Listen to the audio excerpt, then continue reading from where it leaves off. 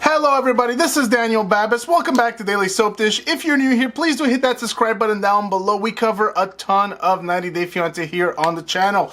Alright, so let's get into it. Today, guys, we're going to be talking about Paul and Karine Staehle. Once again, I think we did a video about them 3 days ago or so, but there's more news with this couple. This is the couple that keeps on giving. They often go in these little bursts where there's a lot happening with them, and then they stay quiet for a while, and then they give out a little burst again. And this is one of those burst periods, and there is plenty going on with this couple. So a few days ago, we spoke about Paul and Karine Staehle having a sex tape, an R-rated tape, that they put out there on OnlyFans, and they were trying to sell. I guess they're still trying to sell. Maybe you guys know better than me. I am not interested in seeing this tape, so I haven't been on their OnlyFans to look for it. They're probably still trying to sell. They were trying to sell this tape for $100 a pop last I heard. This tape that is spreading out there, and that is kind of unflattering for him, because if you guys go look at some of the comments, I was just in a Facebook group, and some of the comments are just not very flattering. Like, some people are they're just making some very unflattering comments, you know, about the size of his, you know, wee-wee and what he's doing in the act and stuff like that. Like I said, guys, I did not watch the video, so I can't comment. I'm just reporting what people out there are saying. And this is the other thing, guys, is that this whole sex tape thing wasn't really big on my personal radar. The reason why I'm talking about it today is because Paul actually did an Instagram story about it. And so I feel like Paul, once again, just like he's done in the past with the whole police thing and the videotaping thing, is kind of taking something that perhaps should just be left alone, and he's making it into an even bigger story. Now he's getting people more curious because he's talking about the sex tape. He's getting more people curious about, oh, what is this sex tape that Paul so desperately just wants to shut up? He wants this tape to just stop spreading. And I'm not sure that it's working. I'm not sure that Paul is going to be able to stop it. I'm not sure that people are going to face legal ramifications. Now, this is the thing, guys. There's not just one tape. I heard that there are 3. I know there's 2 confirmed, but I believe there's as many as 3 different R-rated tapes with this couple that have been posted out there and that have been leaked by fans all over the place. So I'm sure probably some of you have already seen these tapes. So this is all fine and dandy. This was the news a few days ago. Now, the news today is that Paul is very unhappy about this, as you can kind of expect, because he was kind of releasing these tapes and he was trying to make money from it.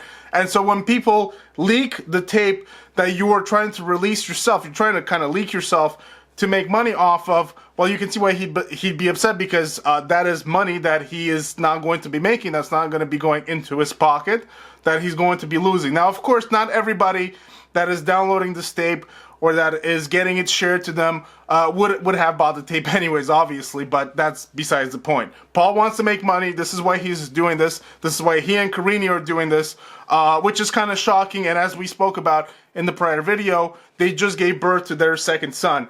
And so this behavior is really, really shocking. But I guess it really shouldn't be, because we've kind of learned the kind of people that they are. So it really shouldn't be all that shocking. Regardless of that, guys, today Paul put out an Instagram story. And this is a big one, guys. He's saying that he is going after people. He has lawyered up and he is ready to fight this guy. So if you're out there and you're sharing this tape, beware, because Paul is coming after you, or so he says. Let's read the message, and then let's dissect this a little bit.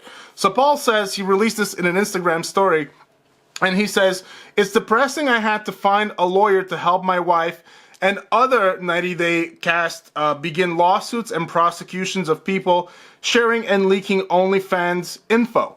We want to thank everyone who sent Karine and her family the images and videos for easier identification for our new legal team." And then he quotes 17 U.S. Code 504 remedies for infringement, damages, and profits. And he also tags Larissa Lima. He also tags Karine. He also tags Stepanka Matteau and Devin Clegg. I'm assuming Devin Clegg, Stepanka, and Larissa have also had their OnlyFans stuff leak out there without their consent. And maybe, I guess what he's trying to say is that him and these other cast members are going to kind of pool together. They're going to pool their resources together to find some lawyer out there that is going to be fighting on their side to try to get some damages for these things. Now, this is the thing, guys. So this is what Paul is saying. He's saying he has got a lawyer. So this is a beware. He's sending out a beware message to all of the people out there that are sharing this information illegally, I guess. Now, this is the thing. Does Paul have a case? Because this is the thing. It's kind of a tricky subject because, of course, if you're sharing OnlyFans stuff, which you kind of have to pay for without the person's consent, you're kind of doing something you're not supposed to. But is Paul really going to go after people, or is he bluffing to try to get people to stop the illegal sharing of the content? So I just looked up to see if it's possible to sue someone sharing your content from OnlyFans illegally. And I came across this website called rmwarnerlaw.com, and this is what they say in regards specifically to this question: intellectual property rights on OnlyFans. And I quote here: according to the OnlyFans terms of service, you must not reproduce, distribute, modify, create derivative works of public display, publicly perform, republish, blah, blah, blah. You must not do any of that stuff unless it's automatically cached by your web browser for display enhancement purposes, and you may print or download one copy of a reasonable number of pages of the website for your own personal, non-commercial use and not for further reproduction, publication, or distribution. So as you can see, it's against their terms of service. So basically what it's saying is that if one person were to take content from someone on OnlyFans and then go on to publish it or distribute it elsewhere, they would violate the terms of service of OnlyFans. Now this is the trick question, guys. Is violating the terms of service of OnlyFans really like a criminal problem?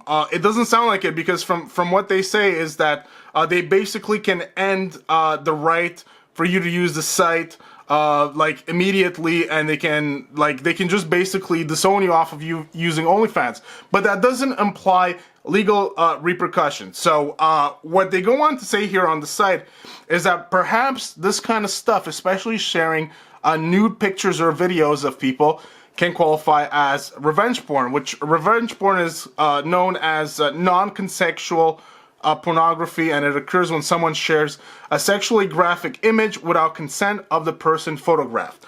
Now, this is the thing, guys. The paragraph goes on, and it's illegal to do revenge pornography, although the laws are a little murky and they're not really up to date, and it can still be difficult to really properly sue someone for revenge porn. Now, the issue here, guys, is that revenge porn often is when, let's say, someone has a naked picture on their phone and someone hacks into their phone to get that naked picture that was never intended for distribution in the first place. It was just there on the phone for their own personal use or to do as they please, to share with their partner or whatever. In this case, Paul and Karine are taking these pictures, these videos, and they're putting it out there with the idea of distributing them, with the idea of spreading them around. So I'm not sure that in this specific case it qualifies under the strict definition of revenge porn. Maybe it does. I'm no legal expert, but I'm just trying to look at all of these different things out there because I'm just trying to see if is Paul bluffing, or is he actually really going to go after people? So I'm not really sure that it's going to be that easy for Paul to go after people based on this information. He could also go after people for invasion of privacy, as we can see here on the website, that he could take another legal route, which is invasion of privacy. Now, I'm not exactly sure what the punishment would be in this case anyway, so it might be a little difficult for Paul to really go and successfully sue people. Because this is the other thing that I didn't touch on, or at least this article didn't touch upon, which is that you really have to prove that the person that you're accusing is really the actual person. People can use VPNs on the internet.